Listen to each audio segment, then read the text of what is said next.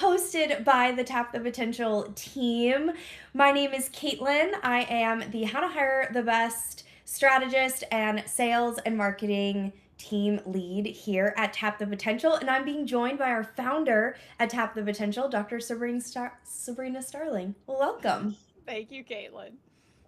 And we have a juicy topic for you. So if you didn't tune into last week, absolutely pause where you're at right now. Go back and listen to last week's episode where we were diving into why your team isn't taking ownership.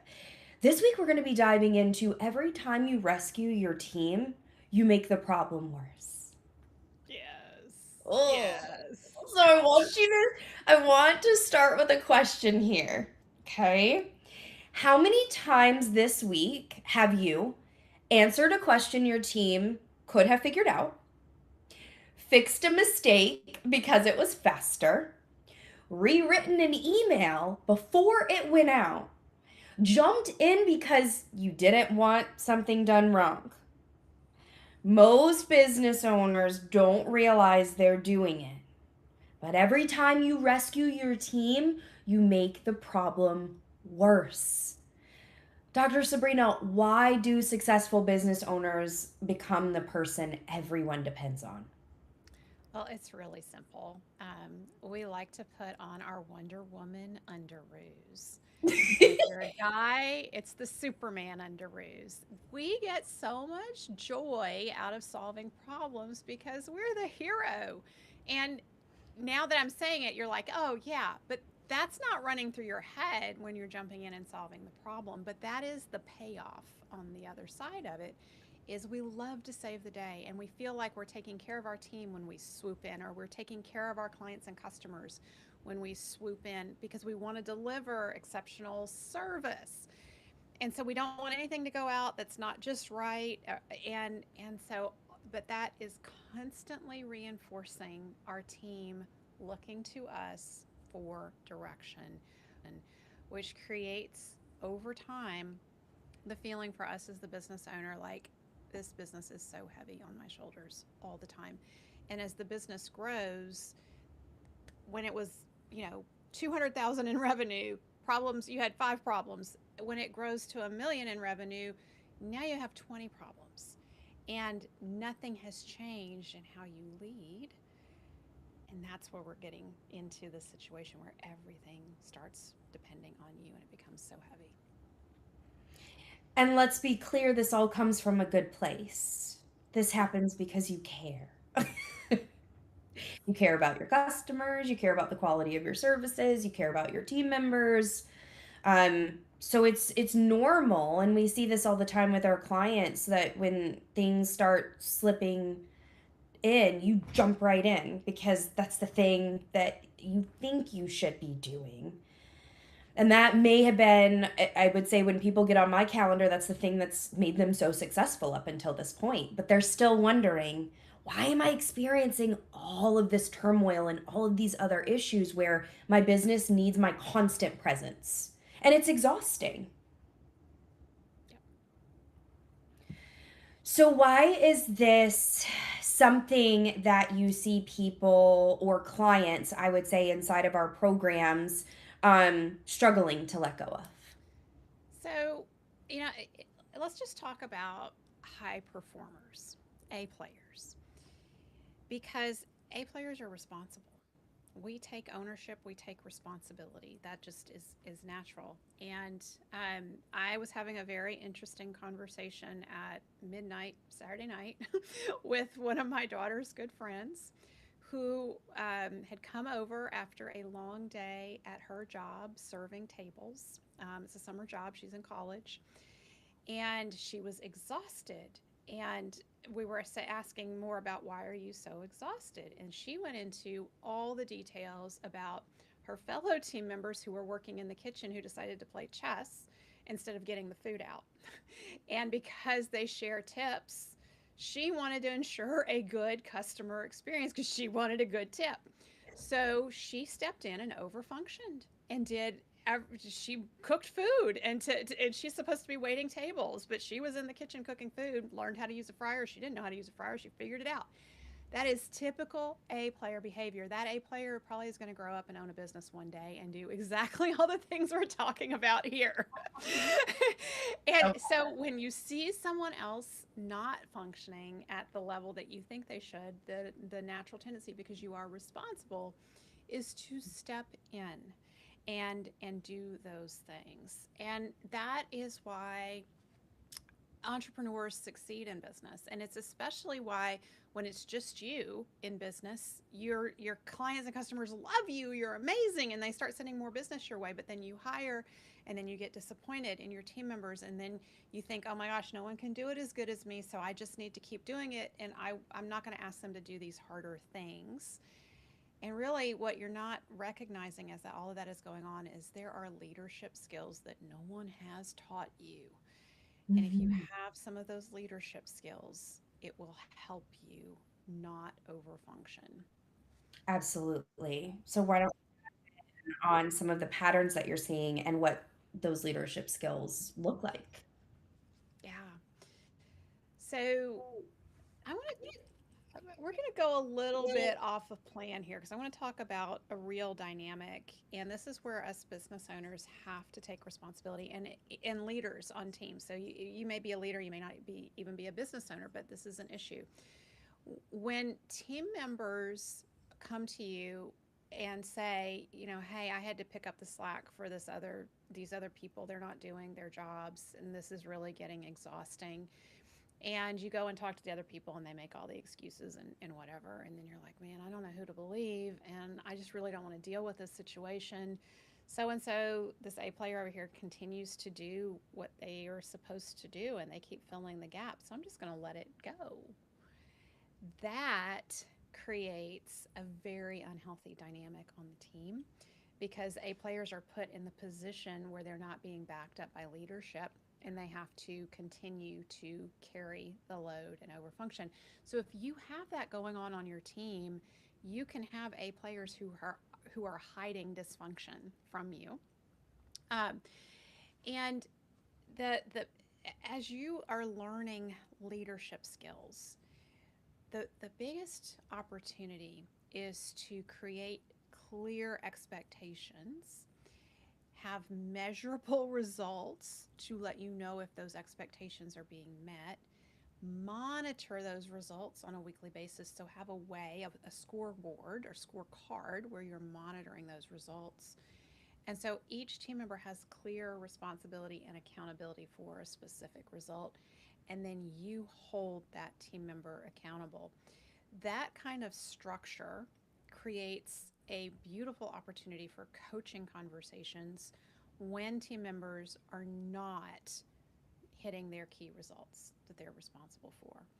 But when none of that is clarified first and none of that structure is in place, and you're the business owner and things are going awry, like your tendency is to just jump in and fix it because it feels too complicated to sort out. Where do I even start? Like, where did this problem Mhm. initiate? And so we really want to get you as business owners and business leaders looking at where do we need to create clarity in our expectations first. And that can sometimes be the hardest part in all of this. I know that for how to hire the best, we see this time and time again. Um, I for them it seems to be a mindset. I feel stuck. I haven't done this successfully in the past before. I'm not sure where to go next. And this isn't structure that I've set up for myself, or maybe I haven't experienced what this looks like. So, how do I create something that I don't fully understand or have the skill set for? Yeah. And it's normal. Yes. And every time you jump in and rescue because there's that lack of clarity, that's creating dependency Hmm. in your team members. And team members are there's a difference between support and dependency. So you want your team members to feel safe and supported. Safe and supported means I'm going to go out there and try it on my own. I'm going to jump in the water. I know that if I sink, that there's a life jacket and there will be a life ring thrown out to me from the business owner or the leader on my team.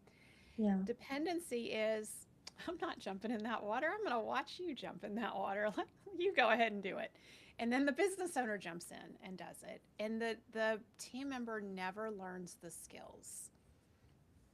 And two, I even coming into this role at Tap the Potential, none of these things that we're talking about here today were modeled for me as the team member.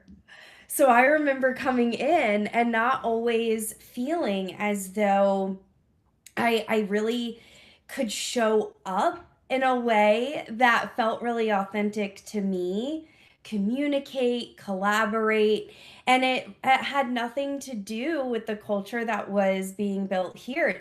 It's amazing. And I think that as team members, when we don't have these things role modeled for us, it can feel challenging for us to feel comfortable and confident and convicted enough to come to business owners and leaders when things do happen. Yes, and that I think we business owners have to remember every team member that comes into our business, no matter how good our culture is, they are coming from a history where Yes. they haven't felt safe and supported. And so every interaction on the team starts to put a deposit in that team member's emotional bank account to build their feelings of safety and security. And so when team members have the opportunity to struggle through a problem versus you jumping in and fixing it for them, that starts to build their confidence. They're learning confidence in themselves. And when they fail and have a setback and you don't fuss at them, and instead you come alongside and you say, let's look at this. What did you learn in this process and what do you want to do differently? And what ideas do you have to repair this or fix this or correct it?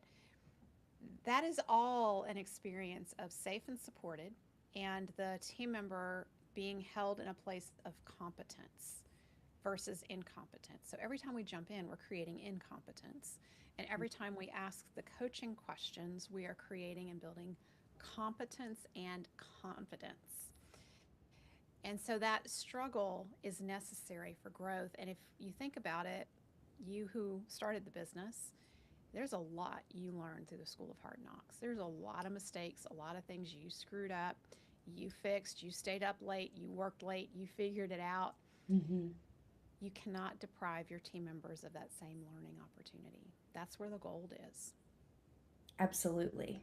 Absolutely. And it's a pivotal change that we see so much with the clients who are in the Better Business, Better Life program, who are taking advantage of things like Coach Approach and Leadership Boot Camp. And it's so interesting to see the pivot that happens when not just you as the business owner have these skills, but your team members do as well.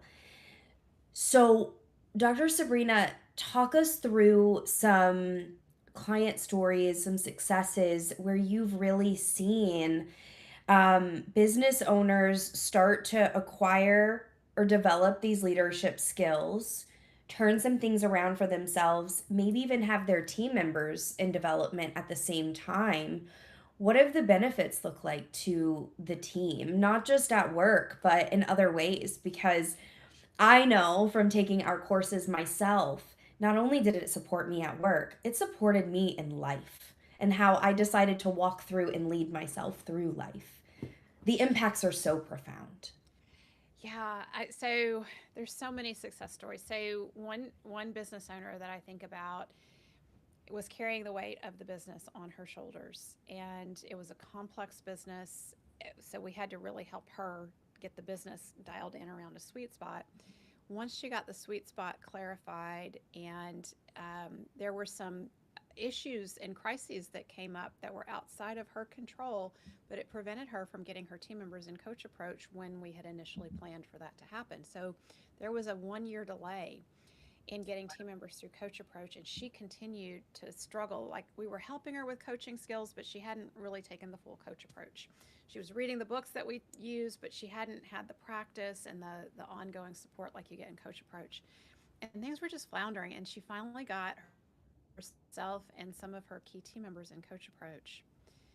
And within months, she took a 4 week fully unplugged vacation.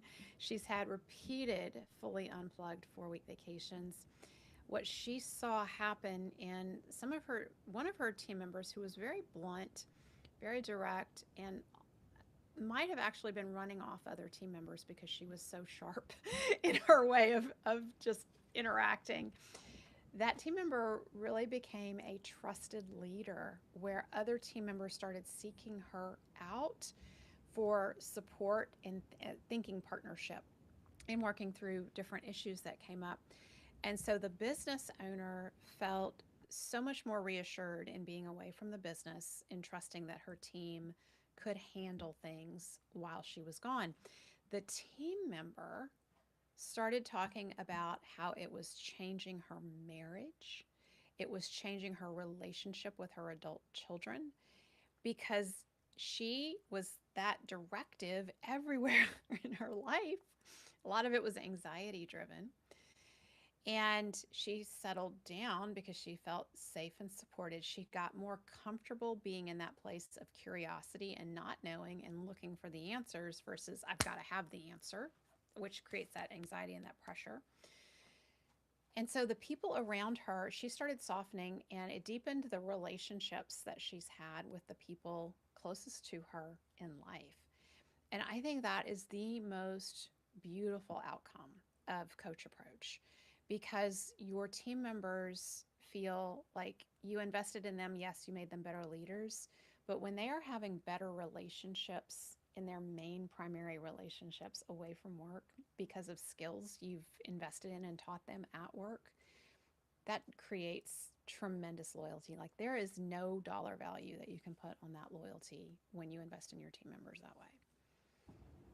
As you always say, the best thing that we can do is be fully emotionally present with everyone in our life, both at work and in life. Yes. And I'm a true testament to say that when it comes to the courses that we have, and we're talking about Coach Approach right now, when your team member is supported, when you think about Maslow's hierarchy of needs and you think about them as a whole person, Mm-hmm. giving them opportunities to succeed at work is just as important as giving them opportunities to succeed in life. Yes. And my favorite part, there's so many favorite parts. I say this every episode, but my favorite part of seeing people come on the other side of Coach Approach um, is hearing all of the personal stories, their personal lives, and how now that they have this muscle that they built over time and that they can continue to build it, when they have opportunities to stretch and to grow, they're not always identifying it just at work, but they're identifying it in their own lives. And the more that we're enriched there, the more we can show up to work with energy and compassion and excitement. It really does have this cumulative effect. And as business owners who may you may be a business owner or a leader who's listening right now who feels levels of burnout or feels that they don't know how to show up in other areas of your life. By having a tool that allows you to do that, it transforms the relationship that you have with everybody at work too. Mm-hmm. And that's the piece that I keep hearing you come back to, Dr. Sabrina, is building this rapport, building this relationship at work too, and why it's so important. And I love these personal stories. I think what came to mind for me personally was our work with a client who came into our program and had two trusted individuals that was helping her carry the business forward. And when we first started working together, there were so many challenges in terms of what they were handling in the business. In our client, Katie knew I have really incredible A players. I don't know how to tap into their potential and how to really support them. Pun intended. I love to throw in a good pun there. But she saw people stepping up and she was like, oh my goodness, I need to create clarity for them. I know that they're A players. I want to develop them. I want to see what's possible. And now she's created a high performing team where not only is she improving her leadership skills and leading them, but she's developed leaders underneath her who are supervising 5, 8, 10 people Yes. at a time. So it truly does have this cumulative effect over time. And because of the work that we've done together, we're reducing key team member dependency. We aren't seeing lack of ownership. We're seeing accountability and all KPIs being met, all expectations being exceeded, and we're no longer seeing bottleneck behavior, which is something that can be really challenging from the top all the way down. This really unleashes the business's ability to scale.